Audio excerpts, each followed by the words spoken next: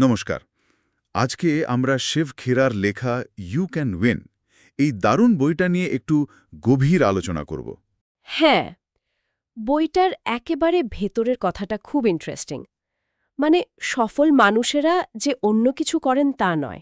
তারা কাজগুলোই অন্যভাবে করেন, একটু ভিন্ন অ্যাপ্রোচে। এটাই মূল কথা, তাই না? একদম। আর আজকে আমাদের লক্ষ্য এটাই, বইয়ের এই মূল আইডিয়াগুলো মানে নির্যাসটুকু তুলে আনা। বিশেষ করে অ্যাটিটিউড মানে দৃষ্টিভঙ্গি। আর অভ্যাস, এই দুটো জিনিস কিভাবে আমাদের ব্যক্তিগত জীবনে আবার ধরুন পেশাগত জীবনেও সাফল্য পেতে সাহায্য করে। ঠিক। তো আজকের আলোচনাটা মূলত এই বিষয়গুলো নিয়েই হবে। দৃষ্টিভঙ্গি কেন জরুরি, সাফল্য আসলে কি, নিজেদের মোটিভেটেড রাখা, সেলফ এস্টিম বা আত্মসম্মান বাড়ানো। অন্যদের সাথে সম্পর্ক ভালো করার কৌশলগুলোও তো আছে। হ্যাঁ, আর অবচেতন মন মানে সাবকনশিয়াস মাইন্ড, অভ্যাসের শক্তি, লক্ষ্য ঠিক করা আর ভ্যালিউজ বা মূল্যবোধ, এসব কিছু নিয়েই কথা বলবো। শুরুটা একটা গল্প দিয়ে করলে কেমন হয়? বইটাতেও আছে না ওই বেলুন বিক্রেতার গল্পটা? হ্যাঁ, চমৎকার গল্প। একজন বেলুনওয়ালা হরেক রঙের বেলুন বিক্রি করতেন। যখনই দেখতেন বিক্রিবাট্টা একটু ঝিমিয়ে পড়েছে, অমনি একটা হেলিয়াম ভরা বেলুন আকাশে ছেড়ে দিতেন। ঠিক, আর বাচ্চারা ওই ভাসমান বেলুন দেখে উত্তেজিত হয়ে ছুটে আসত। বিক্রি আবার জমে উঠত। দারুণ বুদ্ধি। একদিন একটা ছোট ছেলে এসেছিল না তার কাছে? হ্যাঁ, এসে খুব আস্তে আস্তে জিজ্ঞাসা করল, আচ্ছা কাকু, কালো বেলুনটা ওড়ালেও কি আকাশে উড়বে? বাহ! বিক্রেতা খুব হেসে ছেলেটার কাঁধে হাত রেখে বললেন, শোনো বাবা, বেলুনটা কি রঙের সেটা বড় কথা নয়, আসল হলো ওর ভেতরে কি আছে। ভেতরের গ্যাসটাই ওকে উপরে তোলে। একদম। মানুষের বেলাতেও তাই। আমাদের ভেতরের জিনিসটা, আমাদের অ্যাটিটিউড, আমাদের মানসিকতাই আমাদের উপরে তোলে, সাফল্যের দিকে নিয়ে যায়। দারুণ একটা উপমা দিয়ে শুরু হলো। তাহলে আসুন এই অ্যাটিটিউড বা দৃষ্টিভঙ্গি নিয়েই প্রথমে কথা বলি। হার্ভার্ডের একটা স্টাডি নাকি বলছে, কি জানো, ৮৫%। ১৫% নির্ভর করে টেকনিক্যাল স্কেল বা তথ্যের ওপর। এটা কিন্তু মানে বেশ চমকে দেওয়ার মতো। সত্যিই তাই। ক্যালগারি টাওয়ারের উদাহরণটাও তো দারুণ। এত উঁচু একটা টাওয়ার, অথচ তার ৬০% ভিত্তিই মাটির নিচে। ওই ভিতটাই তো ওকে দাঁড় করিয়ে রেখেছে, তাই না? ঠিক। আমাদের সাফল্যের ভিতও তেমনই, আমাদের অ্যাটিটিউড। অদৃশ্য কিন্তু সবচেয়ে জরুরি। সুযোগ চেনার ব্যাপারে বইয়ের ওই অ্যাকার্স অফ ডায়মন্ডস গল্পটা তো খুব বিখ্যাত। হাফেজ নামের এক কৃষক। হিরে খুঁজবে বলে নিজের সব বেচে দিয়ে বেরিয়ে পড়ল। হ্যাঁ, সারা জীবন ধরে খুঁজে খুঁজে শেষে একেবারে নিঃস্ব হয়ে আত্মহত্যা করল। আর মজার ব্যাপার হলো, যে জমিটা সে বেচে গিয়েছিল সেখানেই পরে বিশাল হীরের খনি পাওয়া গেল। ঠিক তাই। এই গল্পের শিক্ষাটা কি? প্রথমত, সুযোগ কিন্তু প্রায়ই আমাদের হাতের কাছেই থাকে। হয়তো নিজের বাড়ির উঠোনেই, আমরা চিনতে পারি না। ঠিক। দ্বিতীয়ত, অন্যের জিনিস বা অবস্থাকে সবসময় বেশি ভালো মনে হয়। নিজের যা আছে তার দাম দিই না।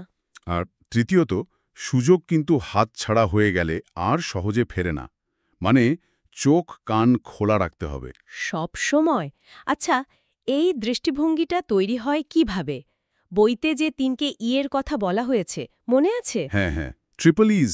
এনভায়রনমেন্ট মানে পরিবেশ, এক্সপেরিয়েন্স মানে অভিজ্ঞতা। আর এডুকেশন শিক্ষা। ঠিক। পরিবেশ মানে আমাদের চারপাশ, পরিবার, স্কুল, বন্ধু, কাজের জায়গা, মিডিয়া, সংস্কৃতি, সব কিছু। যা আমাদের সারাক্ষণ প্রভাবিত করছে। একদম। অভিজ্ঞতা আসছে জীবনের সাফল্য, ব্যর্থতা এসব থেকে শেখা। আর শিক্ষা মানে শুধু পুঁথিগত বিদ্যা নয়।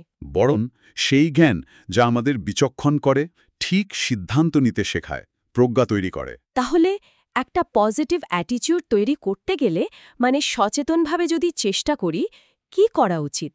প্রথম আর সবচেয়ে জরুরি হল ফোকাস বদলানো। অ্যান্ড্রু কার্নেগির মতো করে ভাবা। মানুষের মধ্যে সোনা খোঁজা। হ্যাঁ, মানে যে কোনো মানুষ বা পরিস্থিতির খারাপটা না দেখে ভালো দিকটা খুঁজে বের করার চেষ্টা করা। নিন্দুকেরা তো থাকবেই। রবার্ট ফুলটন যখন স্টিমবোট বানালেন, লোকে তো হেসেছিল। তাদের কথায় কান দিলে তো চলবে না। আরেকটা খুব দরকারি জিনিস হলো ওই যে কাজ ফেলে রাখার স্বভাব, প্রোক্রাস্টিনেশন। ওহ, এটা মারাত্মক। আজ নয় কাল করব, এই মনোভাবটা ছাড়তে হবে। বইতে তো বলছে এখনই করব, বা ডু ইট নাও নীতি নিতে। হ্যাঁ, অনেকে আবার এত বেশি বিশ্লেষণ করে যে কাজটাই শুরু করতে পারে না। ওই যে প্যারালাইসিস অফ অ্যানালিসিস। আবার কেউ কেউ অজুহাত দিতে ওস্তাদ, এক্সকিউসাইটিস। হা, ঠিক।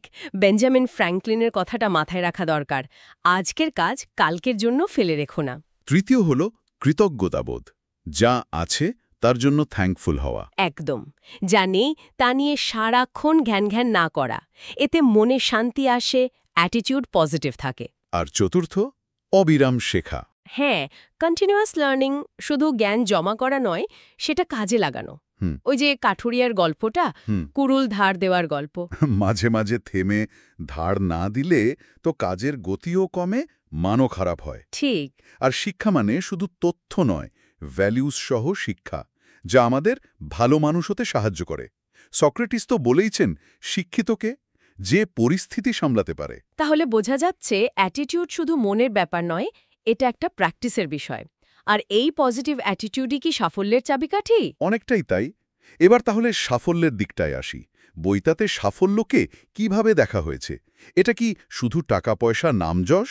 না, বইতে বলছে সাকসেস তো ডেস্টিনেশন নয়, এটা একটা জার্নি, একটা যাত্রা। একটা প্রোগ্রেসিভ উপলব্ধি, মানে কন্টিনিউয়াস রিয়েলাইজেশন। হ্যাঁ, যেটা কোনো মূল্যবান আগে থেকে ঠিক করা লক্ষ্যের দিকে এগিয়ে নিয়ে যায়। মানে পথ চলাটাই সাফল্যের অংশ, শুধু রেজাল্ট নয়। আর এই যাত্রাপথে তো অনেক বাধাও আসে, তাই না? অবশ্যই।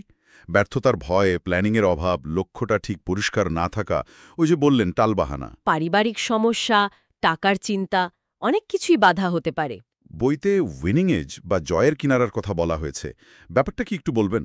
মূল কথাটা হলো বিরাট কিছু করতে হবে না। হয়তো হাজারটা ছোট ছোট ব্যাপারে মাত্র 1% উন্নতি করাই যথেষ্ট। আচ্ছা। হ্যাঁ, ধরুন ঘোড়দৌড়ে যে ঘোড়াটা জিতে সে হয়তো কয়েক ইঞ্চি আগে থাকে, কিন্তু প্রাইজ মানিটা অনেক বেশি পায়। এই ছোট ছোট ইমপ্রুভমেন্টগুলোই জমে জমে বিরাট তফাত করে দেয়। লক্ষ্য হবে সেরা হওয়া, নিখুঁত হওয়া নয়। স্ট্রাগল বা সংগ্রামের গুরুত্ব বোঝাতে সুঁয়োপোকা থেকে প্রজাপতি হওয়ার গল্পটা তো অসাধারণ। হ্যাঁ, প্রজাপতিকে তো নিজের চেষ্টাতেই গুটি কেটে বেরোতে হয়। ওই কষ্টটাই ওর ডানাকে উড়তে সাহায্য করে, শক্তিশালী করে। কেউ যদি দয়া করে গুটি কেটে দেয়, তাহলে সে আর উড়তেই পারে না। জীবনের চ্যালেঞ্জগুলো আমাদের এভাবেই তৈরি করে। স্ট্রাগল আমাদের শক্তি দেয়। ব্যর্থতাকে কিভাবে দেখব? আব্রাহাম লিঙ্কন তো অনেকবার হেরেছিলেন প্রেসিডেন্ট হওয়ার আগে। ঠিক, ব্যর্থতা মানে আপনি ফেলিয়ার নন, এর মানে আপনি এখনো সফল হননি।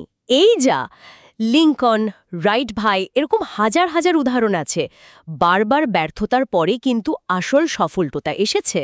তার মানে ব্যর্থতা আসলে এক একটা সিঁড়ি, শেখার সুযোগ। একদম, যা আমাদের শেখায় কিভাবে আর একটু ভালোভাবে চেষ্টা করতে হবে। আচ্ছা, সাফল্যের জন্য কিছু জরুরি উপাদানের কথাও তো বলা হয়েছে, যেমন বার্নিং ডিজায়ার বা তীব্র আকাঙ্ক্ষা। ওহ হ্যাঁ, খুব জরুরি। সক্রেটিসের সেই গল্পটা মনে আছে? এক যুবক সাফল্যের রহস্য জানতে চাইল। সক্রেটিস তাকে নদীর জলে নিয়ে গিয়ে মাথাটা চেপে ধরলেন। হ্যাঁ, যতক্ষণ না সে বাতাসের জন্য ছটপট করছে। তখন সক্রেটিস বললেন, সাফল্যকে যখন তুমি ঠিক এই বাতাসের মতো চাইবে তখনই পাবে। মানে ওই রকম তীব্র চাহিদা থাকতে হবে। আকাঙ্ক্ষার সাথে কমিটমেন্ট বা প্রতিশ্রুতিও তো লাগে। অবশ্যই, জেতার জন্য খেলা আর হার বাঁচানোর জন্য খেলা, দুটোর মানসিকতা পুরো আলাদা। যারা জেতার জন্য খেলে তারা ঝুঁকি নেয়, নিজের সবটা দিয়ে দেয়। এই কমিটমেন্টটা আসে বিশ্বাস থেকে। হ্যাঁ, গভীর বিশ্বাস থেকে। শুধু আশা করা নয়, মন প্রাণ দিয়ে চাওয়া এবং তার জন্য লেগে পড়া। এরপর আসছে রেসপন্সিবিলিটি, দায়িত্ববোধ, নিজের জীবনের, নিজের কাজের।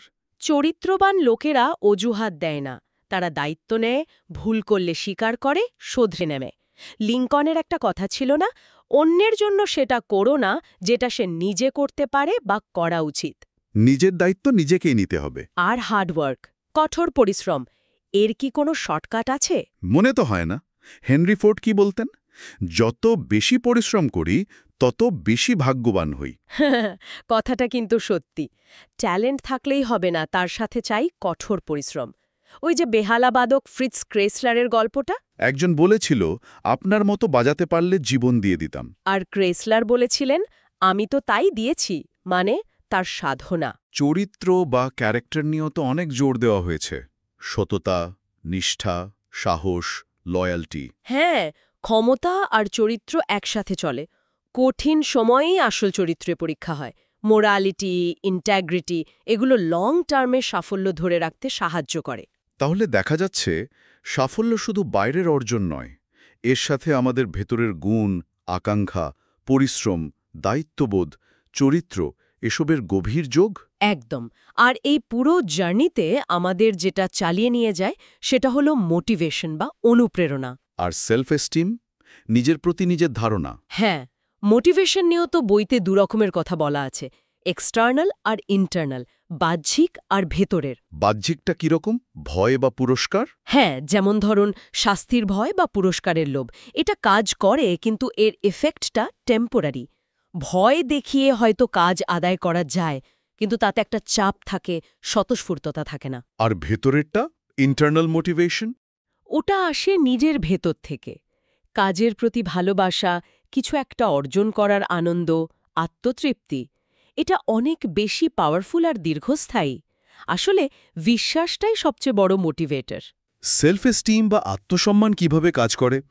ওই যে ভিক্ষুক আর তরুণ এক্সিকিউটিভের গল্পটা, ওটা খুব মনে ধরেছিল। হ্যাঁ, দারুণ গল্প। এক ভিক্ষুক বছরের পর বছর একই জায়গায় ভিক্ষা করে। একদিন এক তরুণ তাকে পয়সা না দিয়ে কিছু কথা শোনায়, যা তার আত্মসম্মানে লাগে।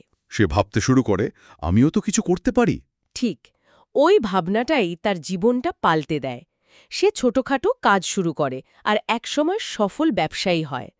তার মানে আমরা নিজেদের নিয়ে যা ভাবি সেটাই আমাদের ভবিষ্যৎ গড়ে দেয়। ওই যে কুমড়ো আর কাচের জারের গল্পটাও তো একই রকম।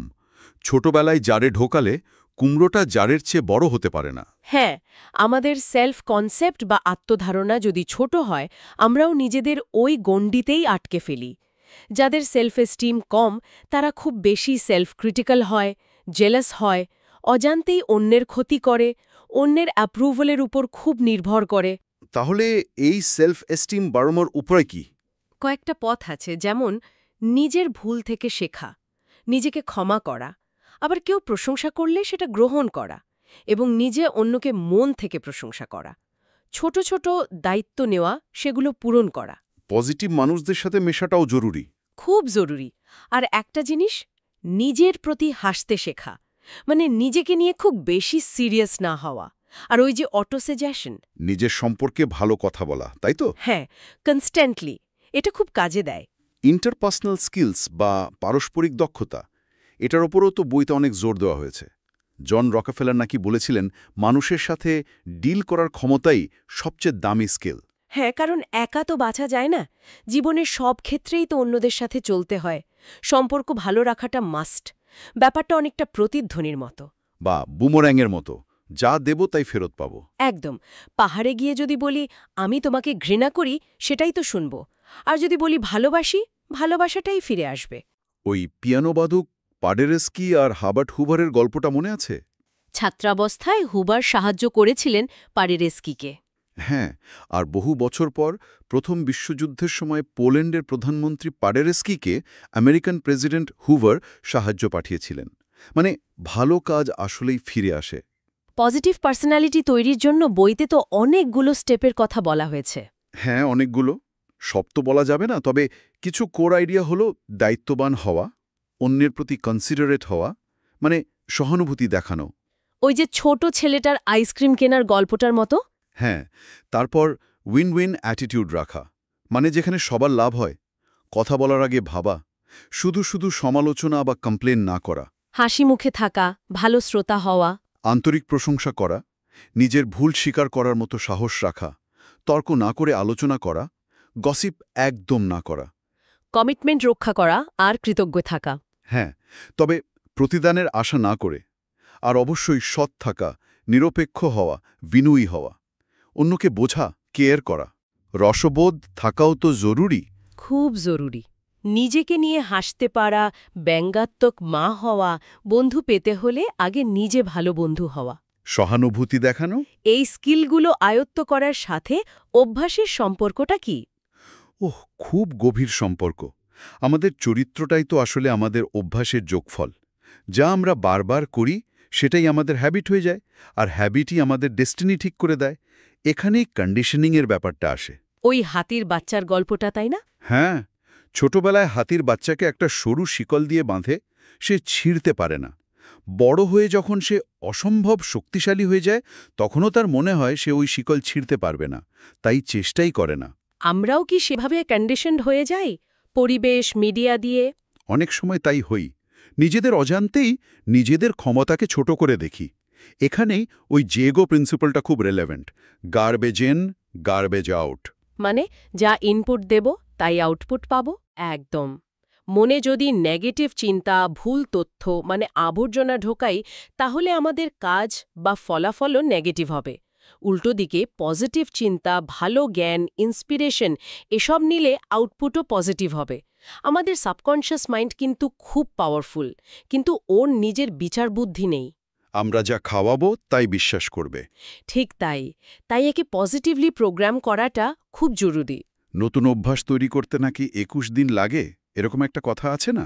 বইতে সেরকম একটা ধারণার কথা বলা আছে, যদিও সময়টা একেকজনের জন্য একেক রকম হতে পারে। আসল কথাটা হলো রেগুলার প্র্যাকটিস, অটো সাজেশন আর ভিজুয়ালাইজেশন। মানে মনে মনে ভালো কথা বলা আর কাঙ্ক্ষিত জিনিসটা দেখতে পাওয়া। হ্যাঁ, এই দুটো জিনিস নতুন ভালো অভ্যাস তৈরিতে খুব সাহায্য করে। আচ্ছা, সব শেষে আসছে গোল সেটিং আর ভ্যালিউজ, লক্ষ্য আর মূল্যবোধ। লক্ষ্য ছাড়া জীবন কি মাঝিবিহীন নৌকার মতো? ঠিক তাই। রাস্তায় যদি কাউকে জিজ্ঞাসা করেন কোথায় যাচ্ছ, সে যদি বলে জানি না, সে কি কোথাও পৌঁছাবে? লক্ষ্য আমাদের ডিরেকশন দেয়। লক্ষ্য ছাড়া উৎসাহ অনেক সময় হতাশাই ডেকে আনে। স্বপ্ন দেখা তো ভালো, কিন্তু সেটাকে লক্ষ্যে পরিণত করতে হবে। হ্যাঁ, স্বপ্নকে লক্ষ্যে আনতে হলে তার সাথে একটা টাইমলাইন আর একটা অ্যাকশন প্ল্যান জুড়তে হবে। এখানেই তো স্মার্ট গোলের কনসেপ্টটা আসে। হ্যাঁ, লক্ষ্য হতে হবে স্মার্ট, স্পেসিফিক বা সুনির্দিষ্ট, মেজারেবল বা পরিমাপযোগ্য, অ্যাচিভেবল বা অর্জনযোগ্য, রিয়ালিস্টিক বা বাস্তবসম্মত, আর টাইম বাউন্ড বা সময় নির্দিষ্ট। এরকম লক্ষ্য থাকলে পথ চলতে সুবিধা হয়, একটা রোড ম্যাপের মতো কাজ করে। কিন্তু শুধু লক্ষ্য থাকলেই কি হবে যদি আমাদের ভ্যালুজ বা মূল্যবোধ ঠিক না থাকে? গান্ধীজি ৭টা মারাত্মক পাপের কথা বলছিলেন। খুব জরুরি পয়েন্ট। কাজ ছাড়া সম্পদ, বিবেক ছাড়া আনন্দ, চরিত্র ছাড়া জ্ঞান, নৈতিকতা ছাড়া ব্যবসা, মানবতা ছাড়া বিজ্ঞান, ত্যাগ ছাড়া ধর্ম, আর নীতি ছাড়া রাজনীতি। এইসব ব্যক্তি আর সমাজ দুটোর জন্যই খুব খারাপ। জীবনের আসল উদ্দেশ্য তো শুধু টাকা কামানো নয়। না, একেবারেই নয়। একটা অর্থপূর্ণ জীবনযাপন করা। কিং মিডাসের গল্পটা তো এটাই শেখায়, ভুল মূল্যবোধ কিভাবে সব কেড়ে নেয়।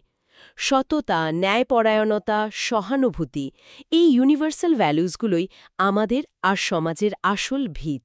ওই যে সেতু নির্মাতার কবিতাটা, দ্য ব্রিজ বিল্ডার। হ্যাঁ, বৃদ্ধ লোকটি নিজের জন্য নয়, পরের প্রজন্মের জন্য সেতু বানাচ্ছিলেন। হ্যাঁ, আমাদের কাজও তো তেমনই হওয়া উচিত, তাই না? আমাদের মূল্যবোধগুলোই আমাদের লং টার্ম গোল আর জীবনের পারপাস ঠিক করে দেয়।